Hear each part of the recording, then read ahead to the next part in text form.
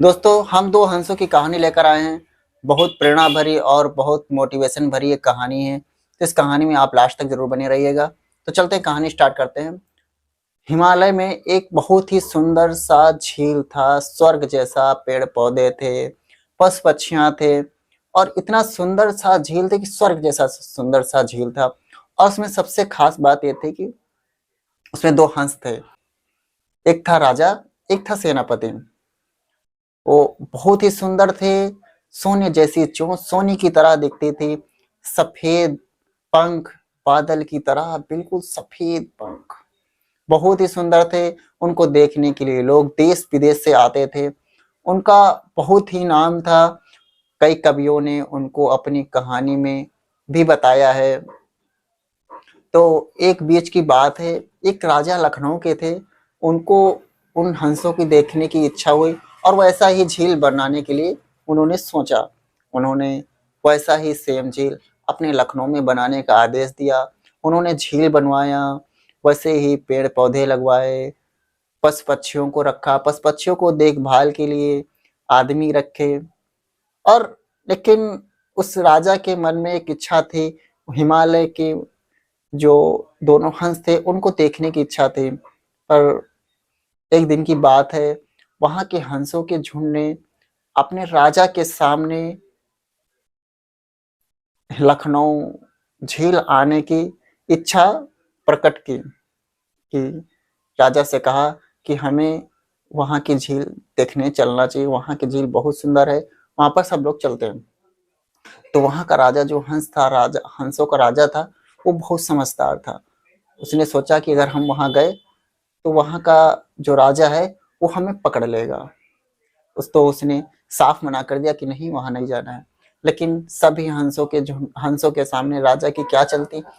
तो उन्होंने फोर्स किया, तो राजा जाने के लिए तैयार हो गए और सभी के साथ गए। वहाँ लखनऊ पहुँचने के बाद दूसरे दिन ही राजा को पता चल गया कि यहाँ पर सभी हंस आए हुए हैं और वो दोनों हंस जो राजा और सेनापति थे, उनके बीच में होने से वहाँ उन दोनों सभी हंसों की एक क्या बात करें, जैसे कह नहीं सकते कि सुंदरता उन दोनों हंसों के बाद वहाँ की सुंदरता ही बदल जाती है। एकदम स्वर्ग जैसा, मतलब बहुत ही सुंदर थे हंस। सोने की जैसी चोंच सोने की तरह दिखती थी, बादलों जैसे पंख सफ़ेद, बहुत ही सुंदर थे। तो राजा को पता चल गया, तो राजा ने पकड़ने का आदेश दिया। राजा ने रात में जाल बिछाया, जब सब सो गए तो राजा ने जाल बिछाया और सुबह जो हंसों का राजा था वो भ्रमण के लिए निकला और वो उस जाल में फंस गया और वो जोर-जोर से चीखने लगा, जोर-जोर से चीखने लगा और सभी हंस उड़ने उड़ने लगे ताकि उड़ के वो भाग जाए। सभी हंस उड़ गए, लेकिन उनका जो सेनापति था, राजा का जो सेनापति था वह रुक गया। वो हंस को छुड़ाने के लिए, अपने राजा को छुड़ाने के लिए वह रुक गया। जो सेनापति था, वह अपने राजा के प्रति उसका इतना प्रेम भाव था, प्रेम था, वो रुक गया वहाँ पर। अपने राजा के लिए वहाँ पर रुक गया अपनी जान को देखते हुए। वैसे ही वहाँ का सैनिक आया और सैनिक ने सेनापति की स्वामी भक्ति को देखकर वो प्रसन्न हुआ।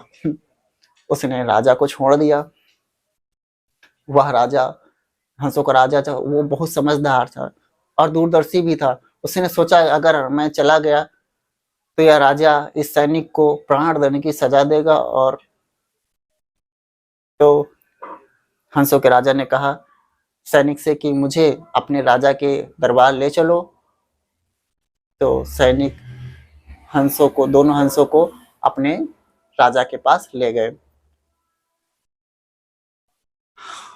सैनिक जैसे ही दरबार में पहुंचा, दोनों हंस सैनिक के कंधों पर बैठे थे। राजा ने दोनों हंसों को कंधे पर बैठा देखकर राजा चकित रह गए। राजा ने सैनिक से पूछा कि इसका रहस्य क्या है।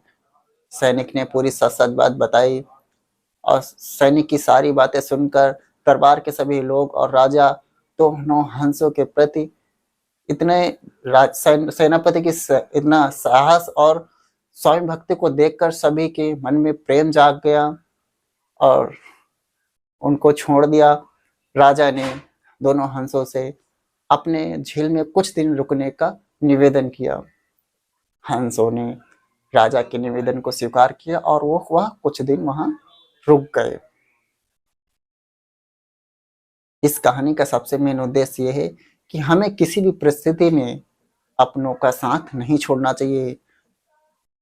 जब हमारे अपने किसी मुसीबत में होते हैं तब उन्हें बहुत ज़रूरत होती है और अक्सर करके लोग अपनों का साथ छोड़ देते हैं। पर हमें अपनों का साथ किसी भी परिस्थिति में नहीं छोड़ना है। अगर आप इस बात से सहमत हो तो वीडियो को लाइक कर दीजिए और वीडियो को शेयर करें, चैनल को सब्सक्राइब कर लें। थैंक यू, मिलते हैं नेक्स्ट कहानी के साथ।